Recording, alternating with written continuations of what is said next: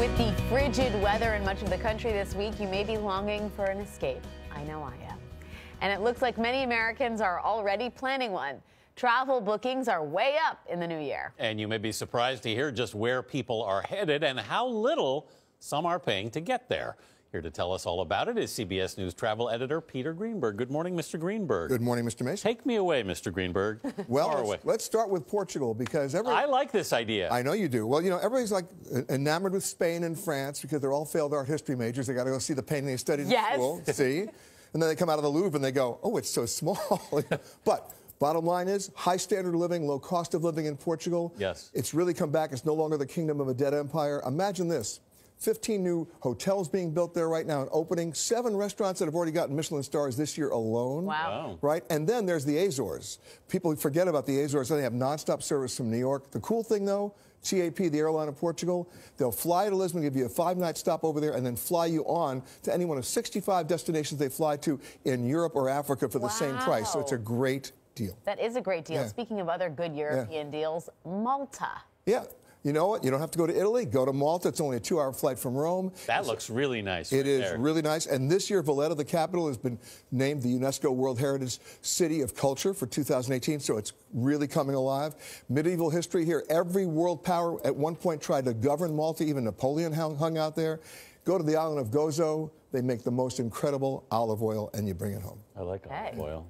One of the hottest destinations last year was Iceland, but you're recommending an alternative, the Faroe Islands. Well, I'm going to give you a twofer today because the way you get to the Faroe Islands is you got to go through Iceland.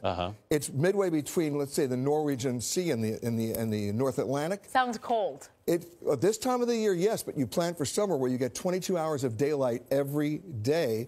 Imagine 18 islands, 17 of which are connected by underground road tunnels. Wow. And it's Europe's smallest capital, only 20,000 people here. They even have their own symphony orchestra, great food, great fishing, and great history. All right, moving on to another non-traditional getaway, Chile. Yeah, this little string bean of a country, that's what it is, right? A long string bean. A long string bean of a country has an incredible coastline.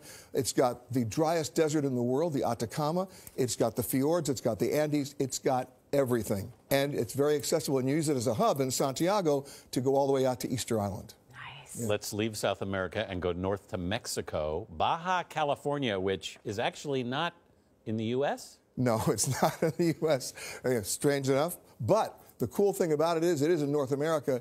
And what's great about Baja, you're dealing with hundreds and hundreds of miles of great coastline. It's all drivable. But the big secret is the wine. Their wine production is so cool, and the quality of their wine is so cool that, little known fact, 75% of their product is exported to France. What do the French know that you don't know?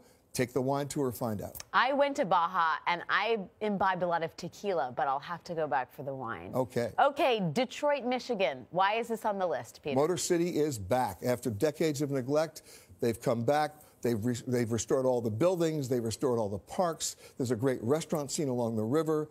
Yes, they've got a great baseball team, and I'm not going to talk about their football team. But they are really coming back in a big way.